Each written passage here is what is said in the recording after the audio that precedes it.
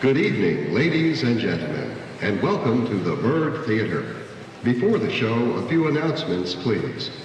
By order of the Fire Marshal, no smoking is allowed in the building.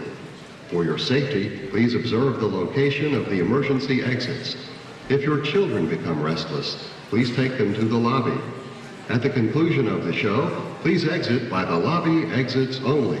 And please dispose of your refreshment containers in the receptacles in the lobby, with our thanks for helping to preserve Richmond's landmark movie palace. And now, at the mighty Wurlitzer Theater pipe organ, here's Bob Gullidge.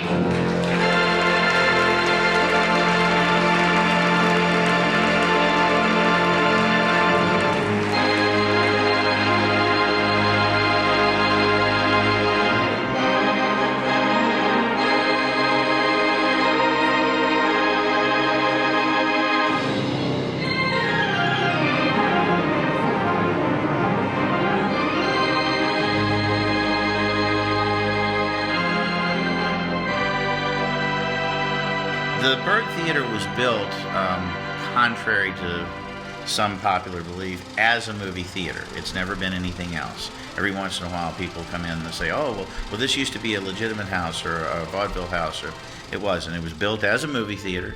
It was built, it opened very late in 1928, December 24th, 1928.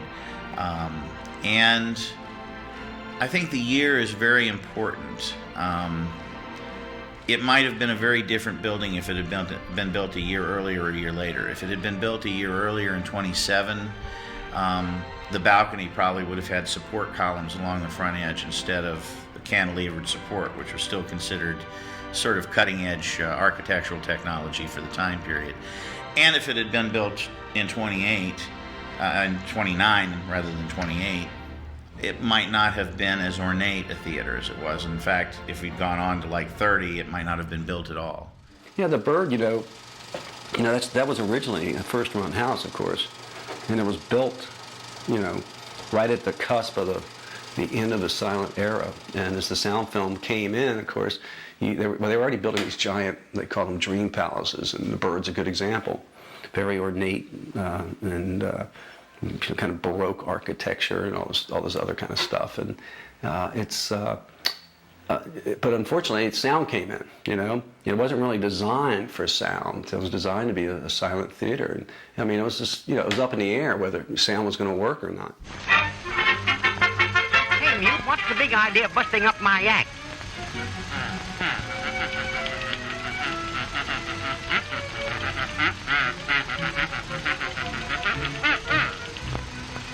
Oh. Why, Muty, I'm a new man. Haven't you heard about the wonderful thing Dr. Weston did for me? He pepped up my pulse, gave me a set of vocal cords. You ought to see him. Take it from me, you'll never land a job the way you are.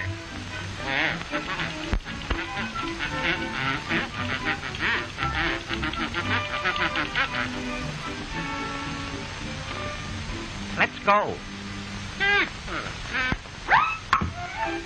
Here we are.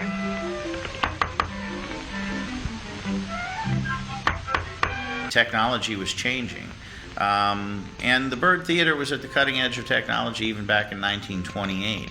The Byrd Theatre was the first sound theater to be built in the state of Virginia. There were other theaters that had sound systems added by 28, but the Byrd Theatre, as near as we can tell, was the first theater in the state of Virginia to open with a sound system on day one. The producers still hadn't woken up and seen the dollar signs yet. They honestly thought that this sound thing was a fad that was going to die out, and they were going to go back to making silent movies after a while. They really hadn't seen the writing on the wall yet, but maybe the people who built the Byrd Theatre actually did.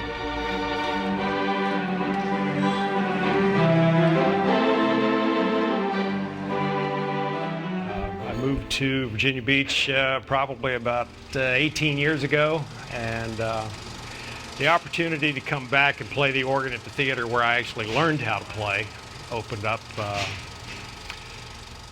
like I say, about 12 years ago, and I came back to take the job as a substitute, actually, for the organist who was here before me. And as things evolved, I basically just wound up with the job full time. So I come up on Saturday nights and play 2 shows, and I'm back home in bed by midnight.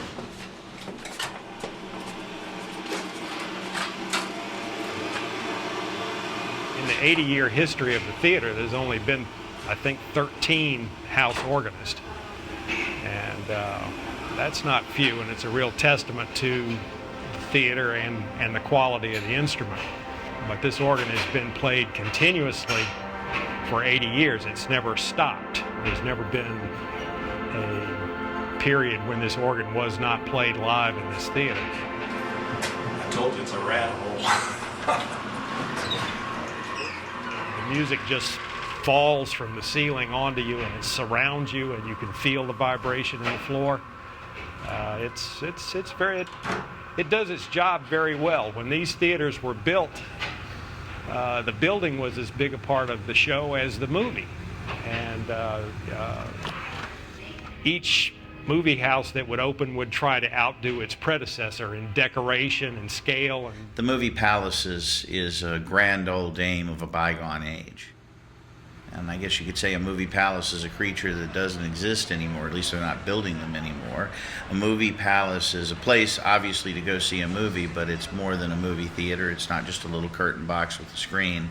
It is a theater with all of the opulence and style and fanciful interior decoration that today we associate with, an ornate live theater, if any theater at all.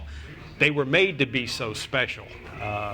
The architecture, the scale, the design, the artistic quality. It's all, it's showmanship. It's all showmanship.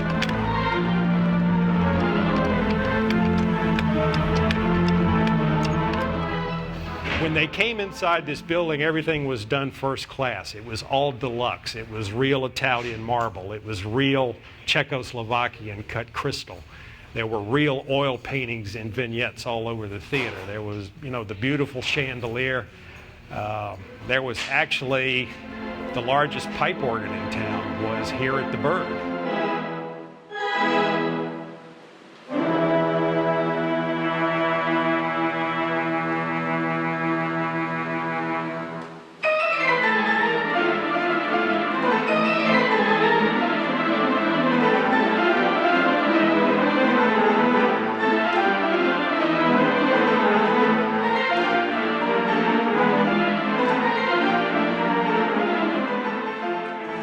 It's all acoustical. There's nothing amplified, no microphones, no amplifiers, speakers, anything up here. What you hear are real sounds, like the tambourine right here is a real tambourine played by air. 61 notes on a standard keyboard, and for every note there is a pipe. It's a unified organ, so there's bass everywhere.